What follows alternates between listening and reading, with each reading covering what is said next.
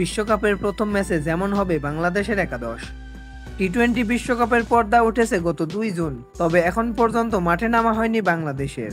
নতুন দিনের আশায় নিজেদের প্রথম ম্যাচে শ্রীলঙ্কার বিপক্ষে মাঠে নামতে যাচ্ছে নাজমুল হোসেন শান্তর দল। একই সঙ্গে দেশের ভক্ত সমর্থকদেরও অপেক্ষার অবসান ঘটতে যাচ্ছে। চন্ডিকা হাথুরু সিংহের শিষ্যদের জন্য এই ম্যাচ প্রথম হলেও মহা গুরুত্বপূর্ণ, কারণ সুপার 8 রাউন্ডে খেলতে হলে তাদের সামনে জয়ের কোনো বিকল্প নেই। আগামীকাল শনিবার বাংলাদেশ সময় ভোর 6:30টায় এশিয়ান চিরপ্রতিদ্বন্দ্বী শ্রীলঙ্কার বিপক্ষে ম্যাচ দিয়ে বিশ্বকাপ অভিযান শুরু করবে বাংলাদেশ। সাম্প্রতিক সময়ে বাজে ফর্মে থাকলেও বিশ্ব আসরে ঘুরে দাঁড়ানোর আশা টাইগার অধিনায়ক শান্তর। ডালাসের গ্র্যান্ড পেরি স্টেডিয়ামে হবে ম্যাচটিতে আগে খেলার অভিজ্ঞতা নেই টাইগারদের। এখানে স্বাগতিক যুক্তরাষ্ট্রের বিপক্ষে প্রস্তুতি ম্যাচ থাকলেও বৃষ্টির কারণে সেটি মাঠে গড়ায়নি। লঙ্কানদের বিপক্ষে টাইগারদের প্রথম ম্যাচ ঘিরে রয়েছে চাপা উত্তেজনা। ধারাবাহিকভাবে ব্যর্থ টাইগার ব্যাটারদের মধ্যে কে একাদশে থাকবেন তা নিয়ে রয়েছে জল্পনা।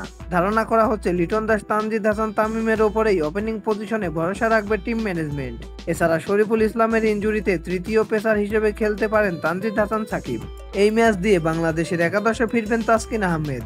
ঘরের মাঠে জিম্বাবুয়ের বিপক্ষে সিরিজে চোটে পড়ায় যুক্তরাষ্ট্র সিরিজে খেলা হয়নি তার। বিশ্বকাপের প্রথম ম্যাচ দিয়েই ফিরছেন টি-20তে টাইগারদের নতুন এই সহ অধিনায়ক।